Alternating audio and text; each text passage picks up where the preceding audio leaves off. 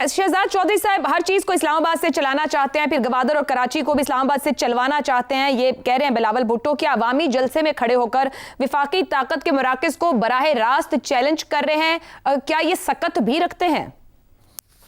अच्छा देखिए, मेरे ख्याल में तो सियासत के अंदर कभी भी कोई चीज हर पे आखिर नहीं होती है, खासतौर पर पाकिस्तानी सियासत के अंदर। यानी बिलावल भुट्टो का ये कहना है कि वो ये मानेगा वो ये नहीं मानेगा, मेरे ख्याल में कोई हैसियत नहीं रखता। आप उस वक्त में उस दौरानिए में जब भी गुफ्तगू हो रही है तो अपना वजन दिखा सकते हैं कि मैं बहुत ऐसा दलेर आदमी हूं और मैं खड़ा हूं और वगैरह वगैरह, लेकिन असल हकीकत कुछ मुख्तलिफ होती है। मुझे यूं लगता है कि कहीं ना कहीं बिलावल भुट्टो या पाकिस्तान पीपल्स पार्टी के दिमाग में ये था जब ये हुकूमत बनी कि ये आधा आधा वक्त गुजारना पड़ेगा या गुजारना चाहिए।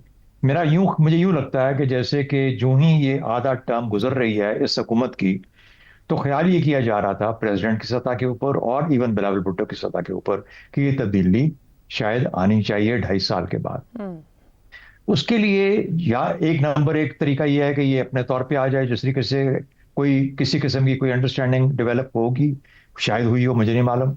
दूसरा ये है कि आप जवाब बनाएं, यानी there is always method in the madness. ये मेथड है इसके अंदर, और मेथड ये है कि इस वक्त फैसला ये हो रहा है कि अगर आपको बजट पास करवाना है तो गिलगित बल्तिस्तान जो है ये मुझे दे दो, यानी पीपल्स पार्टी को। अच्छा, अगर पीपल्स पार्टी को आप देते हो तो एजे के गिलगित बल्तिस्तान, बलूचिस्तान और सिंध, 4 सूबे पाकिस्तान पीपल्स पार्टी के जेर इंतजाम है। सिर्फ एक सूबा पंजाब के पास है, और चाहे वो आधा पाकिस्तानी क्यों ना हो, और एक सूबा पीटीआई के पास है। तो वफाक पे एक तरह से बराबरी का हक जताया जा सकता है। अब वो कैसे होगा? मेरे ख्याल में ये जो भी 28वीं तरमीम की बात कर रहे हैं, ये जो भी तरमीम आएगी, जिस नंबर पे भी आएगी, ये तरमीम अब बजट के बाद ही आएगी। और ये जो हो रहे हैं इलेक्शन जीबी के, और उसके बाद इन तमाम चीजों के बाद ही आएगी। ये बजट पास भी हो जाएगा, लेकिन अब जब बैठेंगे उसके बाद कि जी ठीक है अब हमारे साथ बैठ के बात करें, तो उसमें बहुत सारी तब्दीलियां आएंगी उस तरमीम के अंदर, जो कि 18वीं तरमीम से भी ज्यादा शायद सख्त होंगी।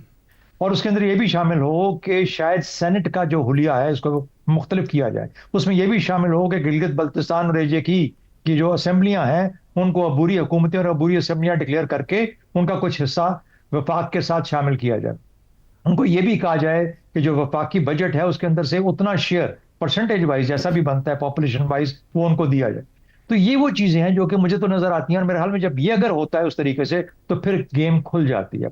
और जब गेम खुल जाती है तो क्या उस वक्त बिलावल भुट्टो को अगर इस तरीके से नहीं देते तो क्या उस वक्त कोई अपना वो जता सकता है अपना जोर?